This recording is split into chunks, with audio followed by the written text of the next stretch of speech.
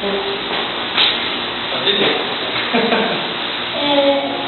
quero falar, se você tiver medo de noite ou na vida, nesse versículo, a segurança daquele que se refugia em Deus, aquele que habita nos esconderijos do Altíssimo, a sombra do Onipotente descansará. Direi ao Senhor, Ele é meu Deus, meu refúgio, minha fortaleza, e nele confiarei. Porque Ele se livra das aspas do passarinheiro e da peste perniciosa. Ele te cobrirá com suas penas e debaixo das suas asas estará seguro.